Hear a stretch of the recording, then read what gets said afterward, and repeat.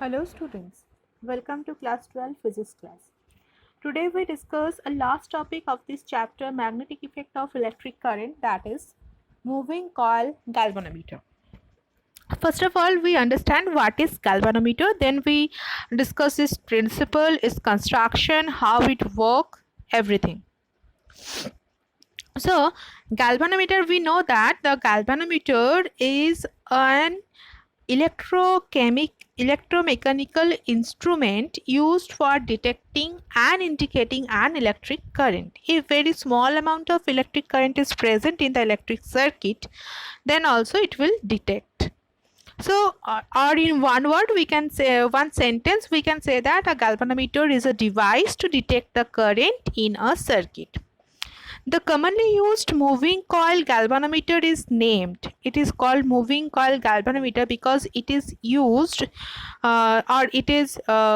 it uses a current carrying coil that rotates in a magnetic field. Two magnets are there. Inside that magnetic field we placed one current carrying coil, rectangular coil. Later I will discuss the construction, then you can understand, and it will move inside that magnetic field. That's why it is called moving coil galvanometer. Coil is present, it will move, that's why moving coil galvanometer. Okay, now we discuss the principle and construction of the galvanometer. So the operating principle of a moving coil galvanometer is that a current carrying coil placed in a magnetic field experiences a torque. Last class we discussed a torque. If we placed one coil inside the magnetic field, two forces are acting in equal amount but in a opposite direction, so it will form a couple, that is called torque. So the principle is a current carrying coil placed in a magnetic field experiences a torque, the magnitude of which depends on the strength of the current. This is a principle of moving coil galvanometer. Now the construction, as here you just see that two magnets are placed. Whatever the galvanometer we used for practical purpose, that is a Wheatstone galvanometer, pivoted type. Why it is called pivoted, later you can understand. A Wheatstone galvanometer, it is consist with a rectangular coil of fine insulated copper wire wound on a light non-magnetic metallic frame. One frame is there, over one copper wire is wounded, and two magnet. First of all, main part is two magnet. So north to south magnetic field is here, it you see in this figure. This is the magnetic field, north to south direction, and this is the rectangular coil. This is a rectangular coil. The metallic, non-magnetic metallic frame, mainly we use the aluminium, on which insulated copper wire wounded, and the two ends. Here you see that this rectangular coil or this rectangular frame has two ends. These two ends of this axle of this frame are pivoted between two bearings or spring, with two bearings or with some springs. This is the two axles up, one is top at another one is at bottom, you see that, and these two are pivoted by a bearings, dual bearings, and with some springs. That's why this is called pivoted type galvanometer. Okay, so this is a magnetic field north to south direction, as you seen in this figure, and this is the pivoted. You see that in this two ends of this coil or rectangular coil, it will be pivoted with two dual bearings, and some that you see that one spiral spring also be attached over there. The motion of the coil is controlled by a pair of hair springs of phosphor bronze. That black one is that is called bearings. Okay, and that over that some spiral springs, hair like springs, that is springs is attached over there. It is mainly made up of phosphor bronze, both side, at top, at bottom also. At top, at bottom also, you see it is like this way. You see that this is a one top, another one is a bottom. Black color is called pivoted, that means the jewel bearings, and with some hair springs, with some springs. Okay, the inner ends of the springs are soldered to the two ends of the coil, and the outer ends are connected to the binding screw. Okay, the springs provided the restoring torque when the one needle also be attached over with this rectangular, which is pointed where how much amount of current is present, or when we find out the null condition we use the galvanometer. So during that movement, because of torque, that needle also move, and during this restoring power force, this try to return its initial position. So the restoring torque is provided by the springs and serve as current leads. A light aluminium pointer also be attached to the coil, measured its deflection on a suitable case. Now, inside the magnetic field, this is a top view. You see that the black one is a pivoted, that bearings, and you see that the two sides, two sides. This is a rectangular frame which is placed inside the magnetic field. This is a top view of galvanometer. The coil is symmetrically placed between the cylindrical pole piece of a strong permanent horseshoe magnet. Clear? And these two ends, one upper end and the lower end, these two ends are connected. Whatever the 2 points we get when we use the galvanometer, one is red color, another knob, another one is a black color knob, like this way. You see this one. These two ends are connected with this two knob. One is attached with a blue or black color, another one is attached with a red color knob. Okay, so okay, a cylindrical shaft iron core is mounted symmetrically between the concave pole. This is a concave, you see that the shape of the magnet, this is a concave poles of horseshoe magnet. This makes a line of force pointing along the radius of the circle. Here you see that the magnetic field is acted radially. Magnetic field is act radially. That's why we use the horseshoe magnet, that this makes the lines of magnetic force pointing along the radius of the circle, and this type of magnetic field is called radial field, whose line of force is acted radially. This type of magnetic field is called radial field. The plane of a coil rotating in such a field remains parallel to the field in all position. Clear? Okay. Now if we discuss the working, when just you see that this is a rectangular frame which is placed inside the magnetic field. So what happened, the this AD side, which is a parallel to the magnetic field lines, this side there is a force is 0. If we see, we also discussed in our last class the torque. So in one is perpendicular side, both perpendicular side, one A to B and another one C to D. So in A to B, if we apply the Fleming's left hand rule, we see that A to B, the force is acted inward direction, and C to D, the force will acted upward direction. So these forces are same but in a opposite direction, so it will make one torque. It will make a couple, or it will make a torque, okay, due to which it will move, and with one needle also attached with this coil, so this pointer also be moved, and due to that restoring force, this coil again it will return back to its initial position. Okay, like this way. This is a black color is a pointer.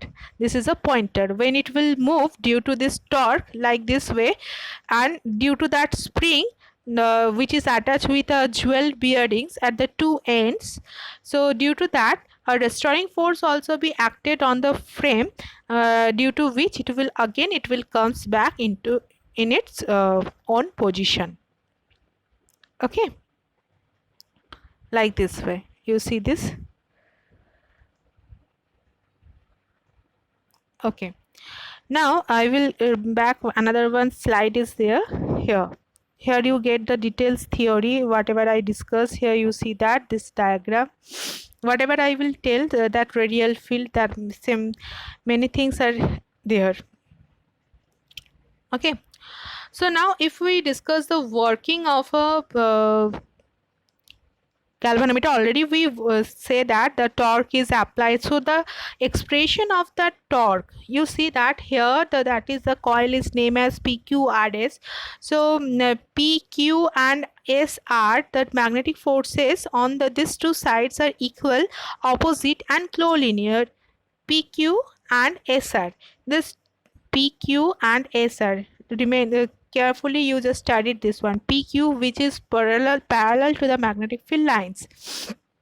So these two are the equal, opposite and collinear, so the resultant is 0. According to the Fleming's left rule, the side PS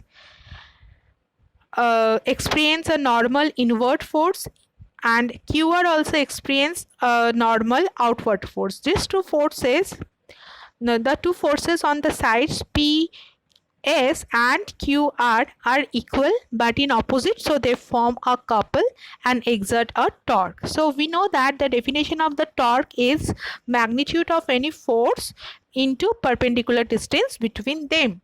And we also derive one expression, the torque, and because the perpendicular distance here, this is a 90 degree, so tau equals to we get NIBA, which is maximum. Theta equals to 90 degree because the normal to the plane of the coil remains perpendicular to the B in all position because of this radial field. And also we know that if theta equals to 0 degree, the torque also be maximum, NIB into A. Now this torque tau deflects the coil through an angle alpha. Suppose it will deflect with an angle alpha, so that our restoring torque also be set up in the coil due to the elasticity. We also studied in class 11, due to the elasticity property of the spring, it will try to return back to its initial position. So we can say that the tau restoring is proportional to that that angle alpha. Whatever the torque, due to that torque the pointer or the coil will deflect. So due to that restoring force, that coil or that spring also try to return back to its initial position by that angle. So it will be proportional to its to that angle alpha. So tau restoring, that is equals to, we know that we multiply with a constant when we write a equal sign, K into A. This K is called torsion constant. This is called torsion constant of the spring, or spring constant also sometimes, because here we talks about the torque, that's why we tell that torsion constant. Or in class 11 we also discussed that this K is called this F equals to minus K into X, we get this one, that K is called spring constant.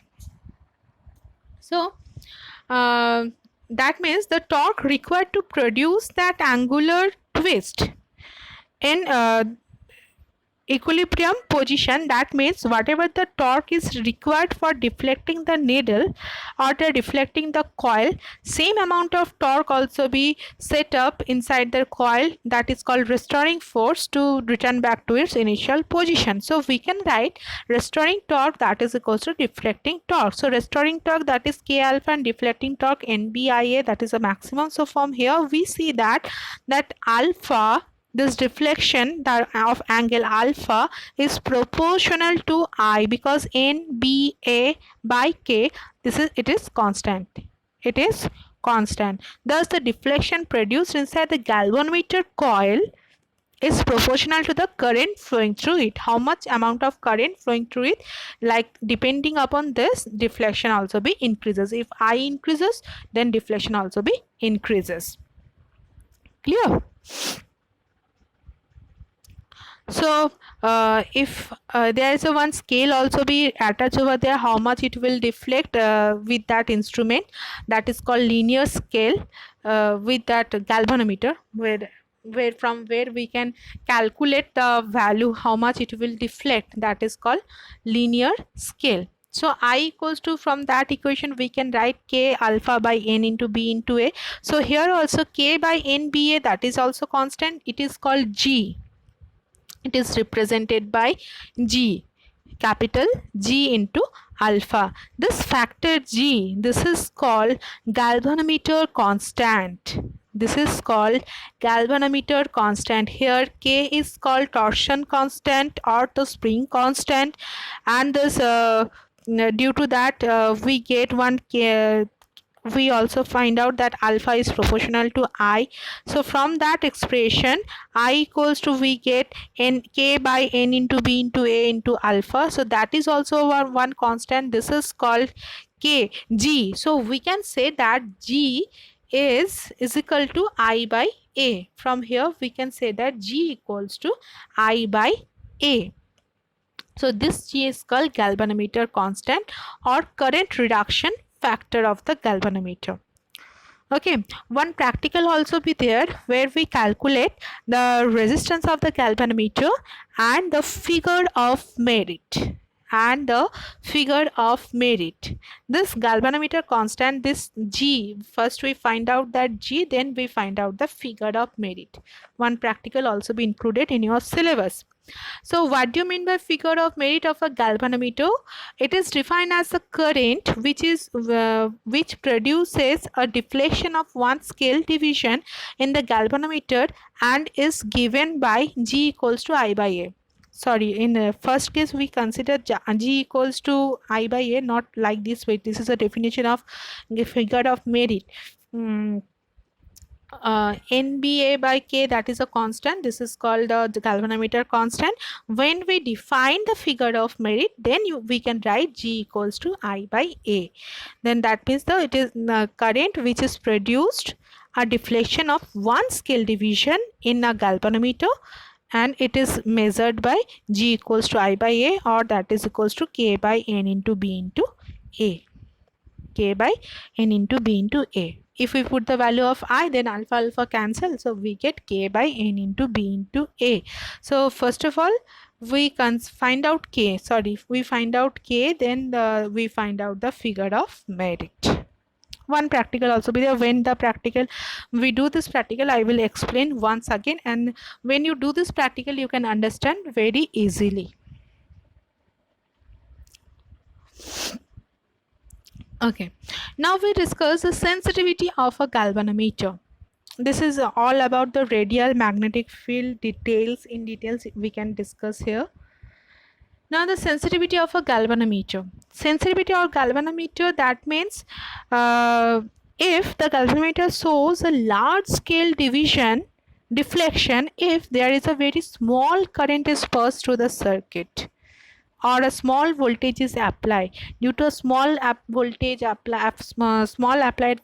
due to small current, if the galvanometer shows a large deflection, that means it is very sensitive. And two term also we also discuss here, that is one current sensitivity, another one is a voltage sensitivity. Current sensitivity, that means the deflection produced in a galvanometer when a unit current flows through it due to the current. When the galvanometer shows the large scale deflection, that is called current sensitivity of the galvanometer, and it is defined it is denoted by IS, that is equals to alpha by I.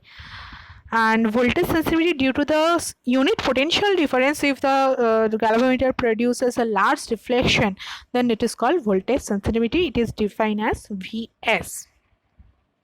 Now here some factors also be there on which the sensitivity of a moving coil galvanometer depends.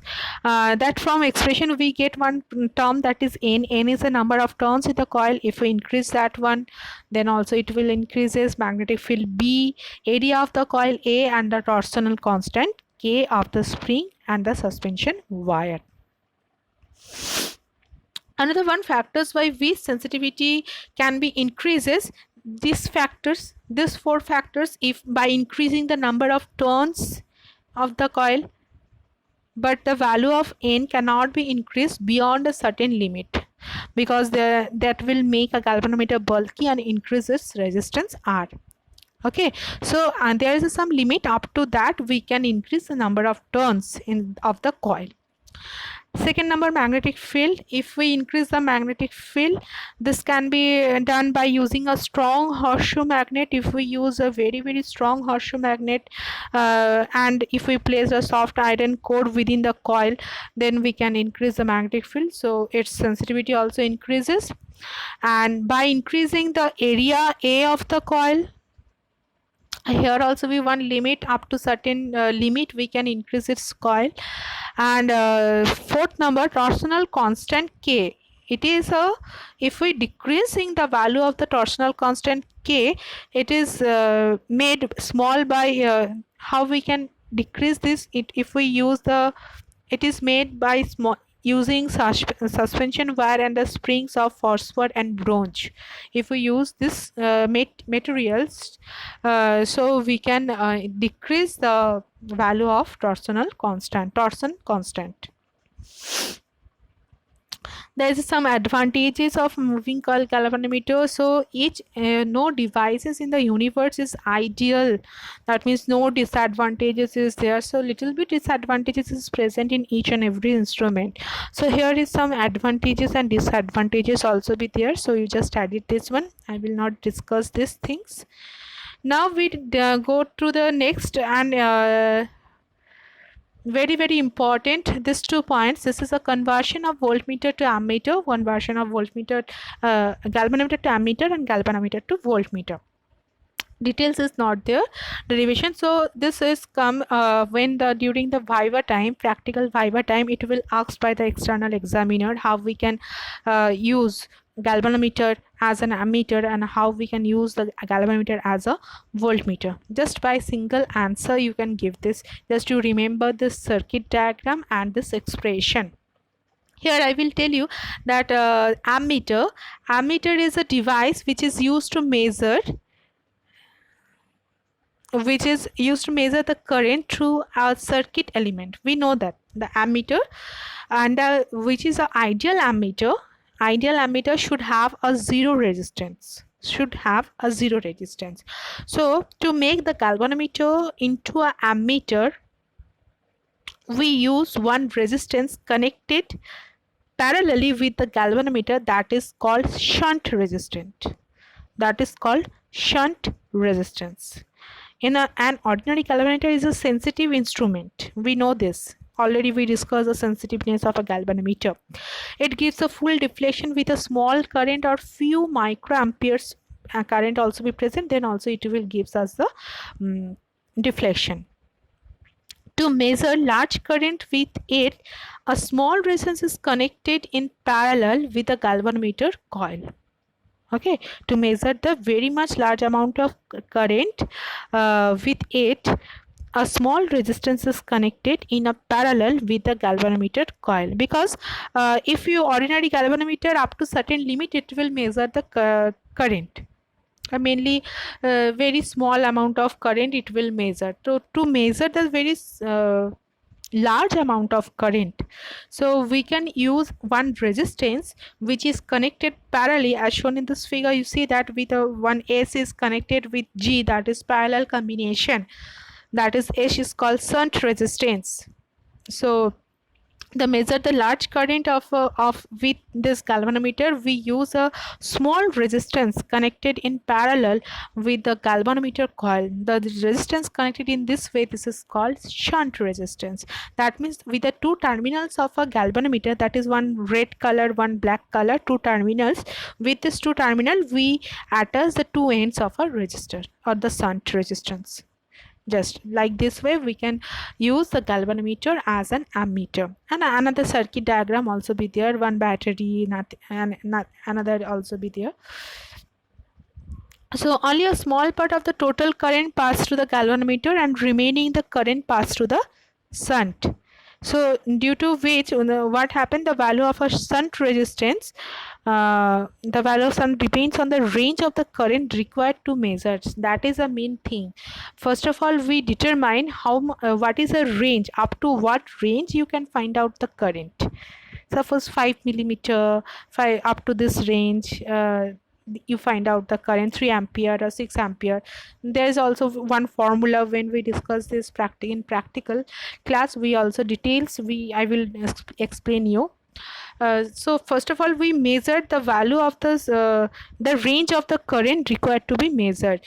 Depending upon this, we choose the value of the resistance or value of the shunt resistance, and that value of resistance we connect it with a galvanometer. Here G is the resistance of the galvanometer. Okay, that is already we discussed that G is called galvanometer constant. That means this is called galvanometer resistance. Ig, that is called galvanometer current. Is the shunt resistance. I minus Ig, that is current through the shunt. So when it will be connected in a parallel, so we can convert it galvanometer into ammeter. So what is the shunt? I will discuss it here. A shunt is a low resistance. Its value is very low, okay, normally, which is connected parallel with a galvanometer or ammeter to protect it from the strong currents. So because we want to measure the large current, if the large currents directly pass through the galvanometer, then it will damage. So to protect the galvanometer, that's why parallelly we connect one shunt resistance.